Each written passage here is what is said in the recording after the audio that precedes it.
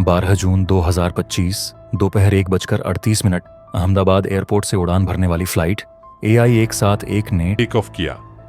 यह flight London जा रही थी। आसमान साफ था, मौसम ठीक, लेकिन उड़ान के महज 33 सेकंड बाद विमान सीधे जमीन की तरफ गिरने लगा। कॉकपिट से मेडी कॉल आए। जाहिर था कुछ बड़ा गड़बड़ हो चुका था। विमान जोर से मेडिकल कॉलेज के हॉस्टल से टकराया। एक भी चीख ठीक से सुनाई नहीं दी, केवल धमाका, धुआं और फिर सन्नाटा। इस फ्लाइट में 242 लोग थे। एक को छोड़कर कोई नहीं बचा। जो एक यात्री बचा उसका नाम है विश्वास कुमार रमेश। उसने बताया, मैंने आंख खोली तो चारों तरफ जले हुए शरीर थे। मुझे समझ ही नहीं आया कि मैं जिंदा कैसे हूं। मैं जैसे तैसे निकलकर हॉस्टल की दीवार से कूदकर भागा। इस हादसे ने पूरे देश को झकझोर दिया। एक ही झटके में सैकड़ों घर बर्बाद हो गए। किसी की बेटी डॉक्टर बनने जा रही थी, कोई अपने बच्चों से मिलने जा रहा था, कोई किसी की मां थी तो कोई नवविवाहित। लेकिन इस कहानी की सबसे डरावनी बात यह है कि यह हादसा अचानक नहीं हुआ था। कुछ यात्रियों ने पहले ही चेतावनी दी थी। दिल्ली से अहमदाबाद आई उसी फ्लाइट में यात्रा कर चुके एक युवक ने बताया था, स्क्रीन बंद थी, कॉल बटन नहीं चल रहे थे, ऐसी काम नहीं कर रहा था। उसने इसकी वीडियो भी बनाई। उसने सोशल मीडिया पर लिखा था, क्या ये वही फ्लाइट है जो लंदन जाएगी?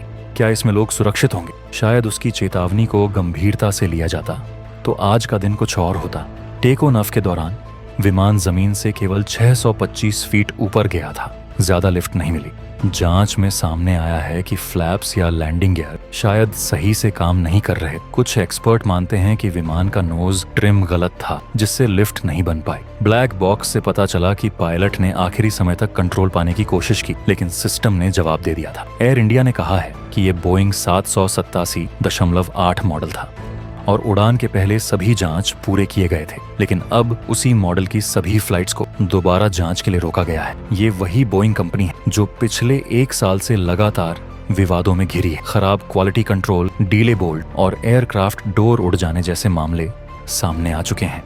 अब भारत की DGCA, अमेरिका की NTSB और खुद बोइंग इस हादसे की जांच में लगे हुए हैं। जिनके घर से कोई इस फ्लाइट में गया था, वो अब सिर्फ एक बैग, कुछ राख और पहचान के लिए DNA रिपोर्ट का इंतजार कर रहे हैं। प्रधानमंत्री मोदी, गृह मंत्री अमित शाह, UK के प्रिंस चार्ल्स और कई देशों ने शोक व्यक्त किया। लेकिन शोक उन माताओं के आंसू नहीं सुखा सकता जिन्होंने अपने बच्चों की रुखसती देखी थी हमेशा के लिए। विश्वास, जो इकलौता जिंदा बचा, अब ICU में है।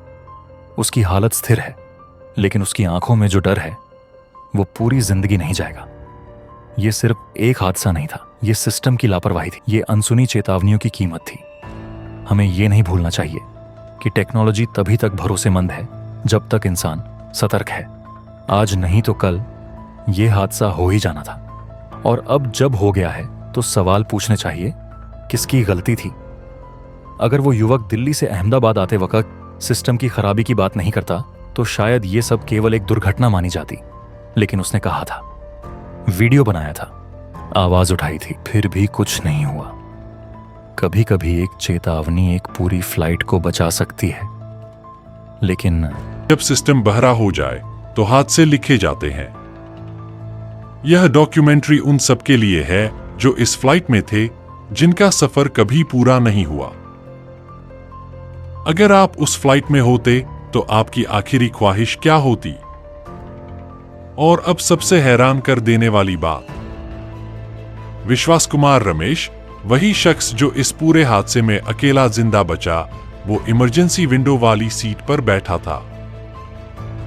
जब प्लेन हॉस्टल से टकराया तो टक्कर इतनी जबरदस्त थी कि उसका शरीर सीधे खिड़की से बाहर जा गिरा।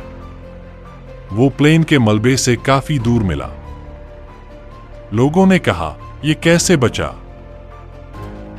क्योंकि जहाज का हर हिस्सा जल चुका था, हर कोई अंदर ही रह गया। लेकिन वो बाहर था, जिंदा।